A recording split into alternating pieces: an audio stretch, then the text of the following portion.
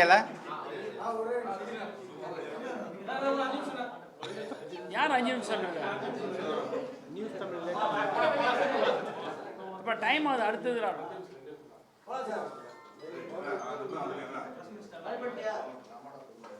இப்போ லைவ் சொல்லுங்கப்பா உங்கள் சேனல் எல்லாத்தையும். ரொம்ப நாள் ஆச்சு.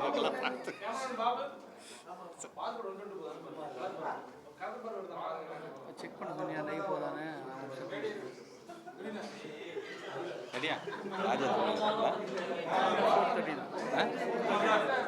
சரியா. அனைவருக்கும் வணக்கம். இன்றைக்கு பள்ளிக்கல்வித்துறை சார்ந்திருக்க ஒரு மானிய கோரிக்கை. இந்த மானிய கோரிக்கை விவாதத்தை தொடர்ந்து காலையிலிருந்து நாங்கள் பார்த்து கொண்டிருக்கின்றோம். நம்முடைய கழகத் தலைவர்களும் அவர் ஒவ்வொரு நாளும் எல்லாத்தையும் பார்ப்பேன். நான் கொஞ்சம் ஸ்பெஷலாக அந்த பள்ளிக்கல்வித்துறை சார்ந்து நான் பார்க்கக்கூடியவன். நான் என்ன புதுவிதமான திட்டங்கள்லாம் கொண்டு வருகிறார்கள் அதை பேசும்போது ஒவ்வொருத்தரும் ஒவ்வொரு விதத்தில் இது நாங்கள் கொண்டு வந்தோம், நீங்கள் கொண்டு வந்தோம் எல்லாம் பேசிக்கிட்டே இருக்கும் பொழுது, இப்போ இந்த நவோதயா பள்ளிகள் கூட நமக்கு தேவையா தேவையில்லையா அப்படிங்கிறதுக்கு இப்போ ஆளுகின்ற இந்த அரசாங்கமே பார்த்திங்கன்னா ஒரு அஃபிடவிட் கொடுத்துருக்குறாங்க. அந்த அஃபிடவிட்டில் நம்முடைய ஸ்கூல் எஜுகேஷன் டிபார்ட்மெண்ட் எப்படியெல்லாம் பெர்ஃபார்ம் பண்ணிகிட்ருக்கு, தமிழ்நாட்டுக்கு எப்படியெல்லாம் பெருமை தேடி தந்து கொண்டிருக்கின்றது. குறிப்பாக திராவிட மாடல் அரசாங்கத்தில் கிட்டத்தட்ட 5 ஆண்டுகளில் ஏறத்தாழ 1922 மாணவ செல்வங்கள் ப்ரீமியம் இன்ஸ்டிடியூஷன்ஸில் ஜென்ரலாக ஒரு கல்லூரியில் சேருவதற்கும் ஒரு ப்ரீமியம் இன்ஸ்டிடியூஷன்ஸில் IIT, NIT, IIM, NIFTEM, national law university, so அந்த குழந்தைங்களுக்கு ஜேஇனா என்ன, கிளாட்னா என்ன அப்படிங்கிற ஒரு அவேர்னஸோடு நாங்கள் இப்படியெல்லாம் அந்த சிஸ்டத்தை நாங்கள் வந்து வச்சுருக்கோம். எஜுகேஷன் சிஸ்டத்தில் எங்களுக்கு வர வேண்டிய சமகர சிக்ஷா மூலமாக வர வேண்டிய அந்த பணமெல்லாம் இன்னும் வராமல் இருக்குது, அதெல்லாம் நீங்கள் கொடுக்கணும் அப்படிங்கிற விதத்தில் பார்த்திங்கன்னா அந்த அஃபிடவிட்டில் நம்மளுடைய சாதனைகள் எல்லாத்தையுமே ரொம்ப அழகாக அதை பட்டியலிட்டு அதை கோர்ட்டில் ஒரு எஸ்எல்பி வந்து மூவ் பண்ணியிருக்கிறாங்க. ஸோ அதுவே நமக்கான ஒரு மிகப்பெரிய ஒரு அத்தாட்சியாகத்தான் அதை நான் பார்க்குறேன். நான் குறிப்பாக ஒரு 2-3 நாட்களாக பார்த்திங்கன்னா அண்ணல் அம்பேத்கர் உயர்கல்விக்கு படி என்கின்ற அந்த திட்டத்தின் மூலமாக ஏறத்தாழ நம்முடைய ஆட்சியில் கடந்த காலத்து மட்டும் பார்த்திங்கன்னா 385 மாணவ செல்வங்கள் வெளிநாட்டில், அது மலேசியாவாக இருந்தாலும் சரி, லண்டனாக இருந்தாலும் சரி, எங்கு சென்றாலும் உடனடியாக எந்த ஒரு இடையூறும் இல்லாமல் ஒரு மாணவ செல்வங்களுக்கு ஏறத்தாழ 35 லட்சம் ரூபாய் மதிப்பீட்டில் வந்து இந்த அரசாங்கம் வந்து ஒரு முதலீடு செய்கிறது. அது செலவுன்னு கூட சொல்லக்கூடாது, ஒரு முதலீடு செய்கிறது. அப்படி பயன்பட்டு இருந்த அந்த மாணவ செல்வங்களை ஒருத்தர் பாரதிதாசன் அப்படிங்கிறவர் நீங்கள் எல்லாருமே பார்த்துருந்துருப்பீங்க. சமூக வலைதளத்துலையும் மலேசியாவில் ஒரு ரிசர்ச் படிக்கக்கூடிய ஒரு ஸ்டூடெண்ட். அவருக்கு வர வேண்டிய அந்த பணங்கள்லாம் சரியாக வரல. கடந்த கால ஆட்சியில் கூட எங்களுக்கு சரியாக முறையாக வந்துச்சு சார், இப்போ இன்னும் வராமல் இருக்குது, கொஞ்சம் அதை நீங்கள் சீக்கிரம் ரிலீஸ் பண்ணணும் அப்படின்னு நம்முடைய மாண்புமிகு அமைச்சர் அண்ணன் வன்னியரசிடம் அந்த பையன் வந்து ஒரு ரெக்வஸ்ட் வைக்கிறாரு. அவரும் அந்த சொல்கிறேன் நீங்கள் இன்னும் எனக்கு காண்டாக்ட் பண்ணல, எனக்கு சரியாக நீ வந்து தொடர்பு கொள்ளுங்கும்போது அவர் சொல்கிறார், நான் எந்தெந்த டயத்தில் உங்களுக்கு நான் மெயில் அனுப்பிச்சிருக்கிறேன், எந்தெந்த டயத்தில் நான் உங்களை வந்து காண்டாக்ட் பண்ணியிருக்கிறேன், எந்தெந்த நேரத்தில் எங்களுடைய நண்பர்கள் அம்பேத்கர் சர்க்கிள் இருக்கக்கூடிய அந்த அமைப்பை சார்ந்த நண்பர்கள் உங்களை சந்திச்சிருக்காங்கன்னா அந்த பையனும் பட்டியலிடுகிறார். இன்றைக்கு அதை நான் பார்க்கும் பொழுது திருப்பியும் அது சார்ந்தே அவர் வந்து சொல்லும் பொழுது, இல்லைடா நாங்கள் திருப்பி நாங்கள் விளக்கம் கேட்டிருக்கிறோம், இன்னும் எங்களுக்கு வந்து சரியாக வரல, அது வந்தால் தானே பணத்தை கொடுக்க முடியும் என்று அவங்க சொல்லிட்டு இருக்காங்க.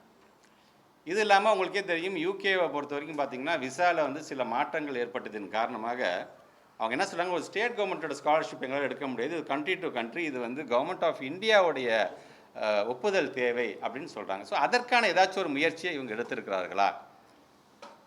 நம்முடைய மாண்புமிகு முதலமைச்சர் அவர்கள் அது டெல்லிக்கு செல்லும்போதும் சரி, அல்லது இங்கே இந்த உயரிய அமைச்சர்கள்லாம் வரும்போது அவங்ககிட்ட இந்த ப்ரேயர் வச்சுருக்கிறாங்களா அப்படின்னு நான் வந்து தெரிஞ்சுக்கணும்னு நான் ஆசைப்பட்றேன். நான் ஸோ இப்படி தொடர்ந்து நம்முடைய திராவிட மாடல் அரசியல் நம்முடைய மாண்புமிகு தமிழ்நாட்டுடைய முதலமைச்சர் பல்வேறு சாதனைகள் செய்திருக்கிறார். அந்த சாதனைகளை இன்றைக்கி பட்டியலிட்டு எங்களுடைய சட்டமன்ற உறுப்பினர்களாம் இன்றைக்கி பேசியது உள்ளபடியே எங்களுக்கு பெருமையாக இருக்கின்றது. இது ஏதோ திமுக பிள்ளைங்களுக்காக கொண்டு வந்த திட்டங்கள் கிடையாது. இதில் பயன்பெற்றவர்கள் எல்லா இயக்கத்தையும் சார்ந்தவங்களும் இருக்கிறாங்க. ஏன் இதே சட்டமன்றத்தில் அமர்ந்திருக்கக்கூடிய புதுசாக வந்திருக்கிற எம்எல்ஏ வீட்டு பிள்ளைங்க கூட இதில் பயன்பெற்றிருக்கலாம். அந்த அளவிற்கான ஒரு நிகழ்வாகத்தான் அந்த நிகழ்வை நான் பார்த்தேன். குறிப்பாக பள்ளிக்கல்வித்துறைக்கு என்று இன்றைக்கி நிதி ஒதுக்கீட்டில் வந்து கொஞ்சம் கடந்த ஆண்டை காட்டிலும் கொஞ்சம் அது கம்மியாக தான் அது ஒதுக்கீடு செய்திருக்கிறது. அதை இன்னும் அதிகமாக, ஏன்னா ஒரு பள்ளிக்கல்வித்துறைங்கிறது வந்து சாதாரண விஷயம் கிடையாது. அது எவ்வளோ டிபார்ட்மெண்ட்ஸ் இருக்குதுன்னு நான் பல நேரங்கள் நான் பேசியிருக்கேன். ஆனால் பள்ளிக்கல்வித்துறையோடு சேர்த்து தமிழ் வளர்ச்சித்துறையும் இருக்குது, அவங்க டிஐபிஆரும் கொடுத்துருக்குறாங்க. இது வந்து ஒரு மிகப்பெரிய ஒரு ஸ்ட்ரெஸ்ஸு தான் அந்த அமைச்சருக்கு. I don't know how is going to handle. But ஆனால் பள்ளிக்கல்வித்துறை சார்ந்து டெடிக்கேட்டடாக இருந்தால் மட்டும்தான் அதில் இருக்கக்கூடிய ப்ளஸ் அண்ட் மைனஸை நம்மளால் கண்டுபிடிச்சி அதை சீர்படுத்த முடியும். ஏன் சொல்கிறேன்னா, இப்போ சமீபமாக சேலத்தில் பார்த்தீங்கன்னா ஒரு ஸ்கூலில் வந்து வடநாட்டை சார்ந்திருக்கின்ற ஒரு டீச்சர் வந்து பணியமர்த்து நீங்கள் அது ஒரு மிகப்பெரிய ஒரு இஷ்யூவாக போயிட்டுருக்கு. இப்போ சமீப காலமாக நான் சொல்கிறேன், திருப்பி சொல்கிறேன், இந்த 100 நாட்களை உடனடியாக மாற்றிவிட முடியுமா அப்படின்னு பார்த்தீங்கன்னா இட் டேக் சம் டைம், இல்லைன்னு சொல்ல.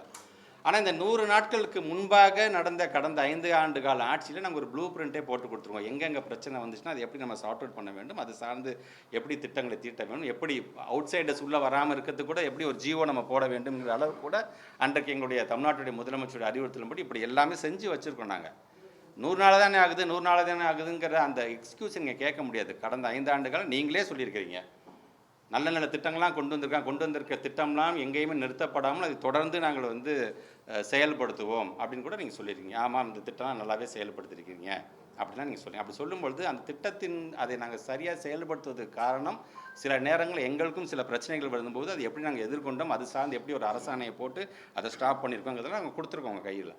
இப்போ அதை சார்ந்து நீங்கள் தொடர்ந்து நீங்கள் வந்து ஃபாலோ பண்ணாலே போதும். எங்களுடைய தலைவர் கொண்டு வந்த திட்டத்தின் மூலமாக நீங்கள் ஃபாலோ பண்ணாலே போதும். இன்னும் நம்முடைய பிள்ளைங்க வந்து பல சாதனைகளை கண்டிப்பாக புரிவார்கள். இப்போ நம்முடைய திருவெரும்பூர் தொகுதியில் வந்து துவாக்குடியில் வந்து ஒரு மாடல் ஸ்கூல் கொண்டு வந்திருக்கோம். அந்த மாடல் ஸ்கூலில் 74 பிள்ளைங்க மெடிக்கலுக்காக பிளான் பண்ணுறாங்க. இன்றைக்கி வந்திருக்க செய்தி முதற்கொண்டு சேர்த்து 37 குழந்தைங்களுக்கு இன்றைக்கி வந்து மெடிக்கல் இருந்திருக்கு, இன்றைக்கி வந்து இடம் கிடைத்திருக்குது. ஸோ நான் சொல்ல ஒரே ஒரு மாவட்டத்தை மட்டும் இப்படி எல்லா இடத்துலையும் அதுதான் வெறுமனே ஒரு குறிப்பிட்ட மாவட்டத்துக்கு மட்டும் இல்லாமல் ஒன்றிய அளவும் அது கொண்டு செல்ல வேண்டும் என்பதற்காகத்தான் நம்ம அன்றைக்கே இது போன்ற பள்ளிகளை வந்து எவ்ரி சாட்டர்டே சண்டேஸ் நம்ம கொண்டு வந்தோம். ஸோ இப்படி ஒவ்வொன்றையும் பார்த்து செய்யும் பொழுது அது சார்ந்தும் இந்த அரசாங்கம் அதிகப்படியான கவனத்தை எடுத்துக்கொள்ள வேண்டும். ஏன்னா இன்றைக்கி என்னதான் முதலீடுகள் வந்து என்னதான் வேலை வாய்ப்பை நாம் எடுத்து கொடுத்தோம் என்று சொன்னாலும் பள்ளிக்கல்வித்துறை தொடக்கத்திலேருந்து 12th ஸ்டாண்டர்ட் வரைக்கும் ஹையர் செகண்டரி வரைக்கும் இருக்கக்கூடிய இந்த ஃபவுண்டேஷன் சரியாக இருந்தால்தான் அந்த குழந்தைங்க வந்து அடுத்தது கல்லூரிக்கு போவாங்க, அது சார்ந்து வேலைவாய்ப்பை எடுக்க முடியும் அப்படிங்கிறத சொல்லுங்கிறதுக்காகத்தான் பத்திரிகை நண்பர்கள் உங்களை அழைத்து நான் இன்றைக்கி அதை பேசியிருக்கேன். நிதியமைச்சர் மரியாதை ரொம்ப கடுமையான குற்றச்சாட்டு வச்சிருக்காரு. நானே சாட்சி பார்த்தேன், நீங்கள் பார்க்குற மாதிரி தான் நானும் பார்த்துட்டே இருந்தேன். ஹையர் எஜுகேஷன் சம்மந்தமாக அவர் பேசிகிட்டே இருக்கும்போது சம்மந்தமே இல்லாமல் திடீர்னு நடுப்புற உள்ள போந்து இதுக்கு நானே சாட்சி, இந்த எவிடன்ஸ் அந்த எவிடன்ஸ்லாம் சொல்கிறாங்க, இதுக்கு நானே சாட்சி அப்படின்னு சொல்கிறாரு. அவர் ஒன்றும் பொதுக்கூட்டத்தில் நின்று பேசின இடம் சட்டமன்றத்தில் யார் நின்று என்ன வார்த்தை பேசினாலும் பேசக்கூடியவர்கள் தான் அதற்கு பொறுப்பாகிறார்கள். ஏன்னா அதில் வந்து வெளியில் பேசுகிறதுக்கு நம்ம போடுகின்ற வழக்கு வேறு, சட்டமன்றத்தில் நின்று போடுறதுக்கு வழக்கு வேறு.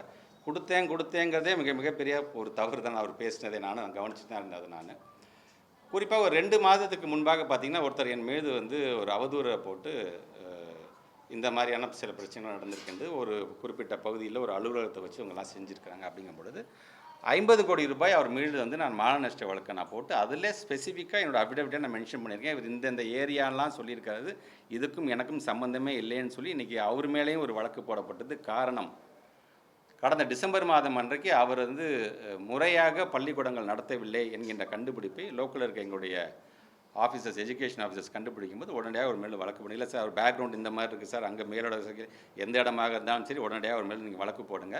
ஏன்னா அவர் வெறும்னா இடத்த ப்ராப்பராக பெர்மிஷன் இல்லாமல் நடத்துறது மட்டும் இல்லாமல் போலியாக சில இடத்துல வந்து கையெழுத்து போட, உதாரணத்துக்கு கிருஷ்ணகிரி மாவட்டத்தில் பள்ளிக்கூடம் ஆரம்பிக்கிறதா கையெழுத்து போட்டு பல்லாவரத்தில் நடத்தக்கூடிய அந்த இதெல்லாம் கிடச்சிருக்கு. இன்றைக்கி அவருக்கும் சம்மன் அனுப்பப்பட்டு அவரும் விசாரணையாக இருந்து கொண்டிருக்கின்றார். அதன் அடிப்படையில் இவர் பேசினாரா இல்லை என்னன்னு தெரில. ஆனால் இந்த பேசக்கூடிய அமைச்சருடைய அந்த நம்பகத்தன்மை, எனக்கு அன்பு மொழி தான் தெரியும், கருணை மொழி தான் தெரியும் சொல்லிட்டு அவர் என்னென்னலாம் செஞ்சாருன்னு பேசின அந்த அமைச்சர் அன்பில் மகேஷ் பொய்யாமொழி மீது இது போன்ற ஒரு அவதூறை சொல்லியிருக்கிறார் அப்படின்னு தான் நான் பார்க்குறேன். பேசும்போதே அவர் சொல்கிறாரு, முன்னாள் அமைச்சர் கூட இப்போ இல்லை, ஆனால் இதை நான் சொல்லவே வேணான்னு பார்த்தேன், ஆனால் இதுக்கு நானே சாட்சி என்று சொல்லியிருக்கிறார். அப்போ அவர் கொடுத்தது மிகப்பெரிய தவறு. ஆக அவர் மீது என்ன கேட்டால் ஒரு நடவடிக்கை எடுக்கப்பட வேண்டும். ஒரு அமைச்சராக இருந்து நான் அப்படி கொடுத்தேன்னு சொல்கிறதே மிக தவறு. பத்திரிகை துறை நண்பர்கள் மூலமாக சொல்கிறேன். கண்டிப்பாக இதை நம்ம வந்து டிவிஎஸ்சி டைரக்டர்கிட்ட இதை புகார் அளித்து அவரை உடனடியாக, நான் தானே சாட்சின்னு சொல்கிறீங்க, உடனடியாக அவரை கூப்பிட்டு நீங்கள் விசாரிக்க வேண்டும் அப்படிங்கிறது தான் நான் வைக்கக்கூடிய ஃபஸ்ட்டு ரெக்வஸ்ட். இதில் அவர் பேசும்பொழுது, ஒவ்வொன்றாக பேசும்பொழுது, ஒரு சட்டமன்றம் நடக்கும்போது எங்களுடைய மாண்புமிகு எதிர்க்கட்சி தலைவர் அடிக்கடி சொல்வது போல் எப்படி மடைமாற்றம் செய்கிறார்கள். உதாரணத்துக்கு ஒரு ஆளுங்கட்சியை சார்ந்திருக்கின்ற ஒரு வக்கீல் வந்து ஒரு அட்வொகேட் சொல்கிறாங்க 100 கோடி ரூபாய் வரைக்கும் முறைகேடு நடந்திருக்கின்றது அப்படின்னு வந்து ஒரு வக்கீல் சொல்கிறாங்க. எதுக்கு? போஸ்டிங் போகிறதுக்கு. அந்த புகார் சொன்ன வக்கீலை கட்சியை விட்டு நீக்கியிருக்கிறாங்க. ஒரு எம்எல்ஏ மீது பாலியல் குற்றச்சாட்டு வருகிறது. ஒரு எம்எல்ஏ அங்கே இருக்கின்ற ஒரு அமைச்சர் அங்கே இருக்கின்ற ஒப்பந்ததாரரை தொலைபேசியில் தொடர்பு கொண்டு மிரட்டுகிறார். மிரட்டப்பட்ட அமைச்சர் அப்படியே தான் இருக்கார். யார் மிரட்டப்பட்டாரோ அவரை கட்சியை விட்டு தூக்கியிருக்கிறாங்க. இப்படி ஒவ்வொன்றாக நடக்கும்போது கடந்த 2 நாட்கள் நீங்களே பார்த்துருக்க முடியும். அவங்க இருக்கக்கூடிய ஆளுங்கட்சியினுடைய கூட்டணியில் என்னென்ன நடந்துகிட்டு இருக்கின்றது. நீட்டுக்கு எதிராக போராடிய மாணவ செல்வங்கள் மீது எந்த அளவுக்கு காவல்துறையின் மூலமாக அந்த அடக்குமுறையை கட்டவிழ்க்கப்பட்டது அப்படிங்கிறத நீங்கள் பார்த்துருப்பீங்க. நீங்கள் இனி இடதுசாரிகள் போன்ற இந்த இயக்கங்கள்லாம் போராடாமல் இருப்பதற்கு ஒரு சர்க்குலரே அனுப்பிச்சுடுறாங்க. அதனால தான் இடதுசாரியை சார்ந்திருக்கின்ற பொது உடைமை இயக்கத்தை சார்ந்திருக்கின்ற தலைவர்கள்லாம் சொல்கிறது என்னென்னா, இந்த அரசாங்கத்தை நடத்துவது யார்?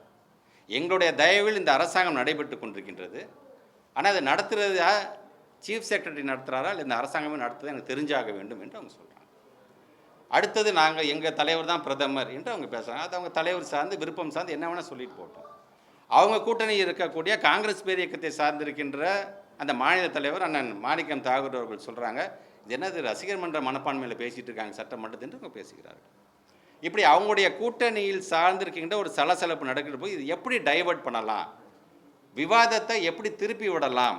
ஏன்னா இப்போ நம்ம பொறுத்து ரொம்ப ஈஸியாக இப்போ நண்பர் கேட்குற மாதிரி சார் ரொம்ப ஆக்ரோஷமாக ஒரு கருத்தை அவங்க மேலே வைத்திருக்கிறார் சொல்கிறாங்க பார்த்தீங்களா. இது எப்படி மடைமாற்றம் பண்ணலாம், உடனே ஈவினிங் டிபேட் எது போகும் என்பதை அவங்க முடிவு பண்ணுறாங்க, நாம் முடிவு பண்ணலை.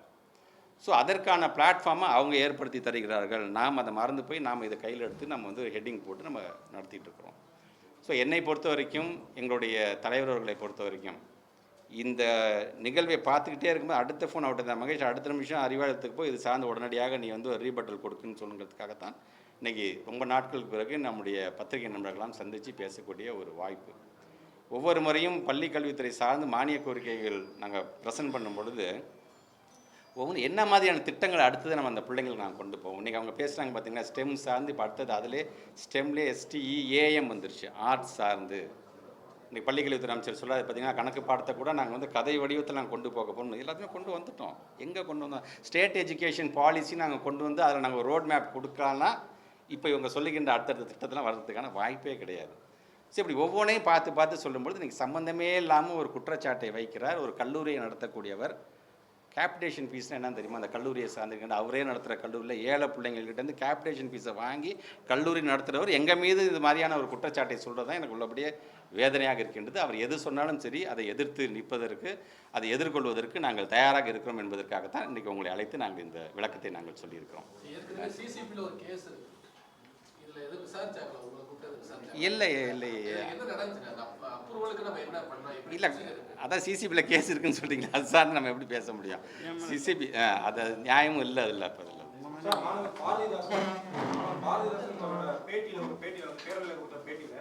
கடந்த ஆட்சியில வந்து உமாசங்கர் அப்படிங்கிற அதிகாரியால நான் ரொம்ப டிஸ்கரேஜ் ஆனேன். எழுத்தாளர் இமயம் அவர்கள் தலையிட்டு அந்த பிரச்சனை சால்வ் பண்ணாங்க. அதிகாரிகளின் ஆட்சி நீங்க சொல்றீங்க, இப்போ அந்த அதிகாரிகள் இந்த பின்னணியில் இருக்காங்களா?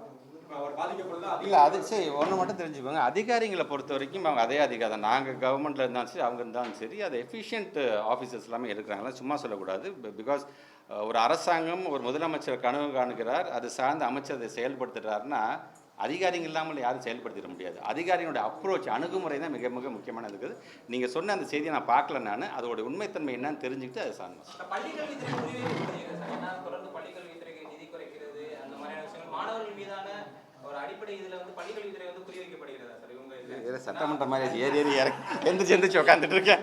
இல்லை, சரி, லாஸ்ட் 3 months நானும் பார்க்குறேன். நான் நிறைய விஷயங்கள், நிறைய செய்திகள் வரும்பொழுது சில நேரங்களில் மௌனமாக இருந்துட்டு போகலாமே அப்படின்னு தான் தோணுகின்றது. ஆனால் ஒரு சட்டமன்றத்தில்னு ஒரு பொதுக்கூட்டத்தில் பேசுகின்ற மாதிரி பேசும்பொழுது தான் இது ஒட்டுமொத்தமாக தமிழ்நாடு முழுவதும் இது பார்த்துக்கிட்டே இருக்கிறாங்க. அதுவும் இல்லாமல் இந்த 3 மாதமாக ஏன் நீங்கள் கூட நீங்கள் கேட்கலாம், லாஸ்ட் 5 இயர்ஸாக நம்முடைய தமிழ்நாட்டுடைய முதலமைச்சர் தன்னுடைய இரு கண்களாக பார்த்தது ரெண்டே தான். ஒன்று ஸ்கூல் எஜுகேஷன், இன்னொன்று வந்து மருத்துவம் தான் சார்ந்து.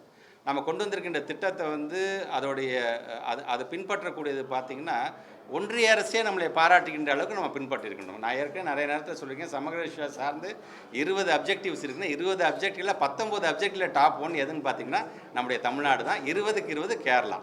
ஸோ இன்னும் எழுதி வச்சுக்கோங்க, இன்னும் வித்தின் ஒரு 6 to 7 monthsல 100% லிட்ரஸி ஸ்டேட்டாக நம்ம ஸ்டேட் மாறப்போகிறது. நம்முடைய கவர்மெண்ட் வந்துருந்துச்சுன்னா இன்றைக்கி நேரம் நாங்கள் சர்டிஃபிகேட் நவம்பரில் நம்ம வாங்கியிருந்துருப்போம் நாங்கள் அதை. பட் மேபி ஜான் ஆர் பிப்ரவரியில் வந்து அதுக்கான சர்டிஃபிகேட் வரும். 100% எப்படி நம்ம கேரளாவை சொல்கிறோமோ அது மாதிரி 100% படிப்பறிவு உள்ள ஒரு மாநிலமாக நம்முடைய மாநிலம் வரும். அதற்கு காரணமும் எங்களோட முத்துவேல் கருணாநிதி ஸ்டாலினாக தான் இருப்பார்.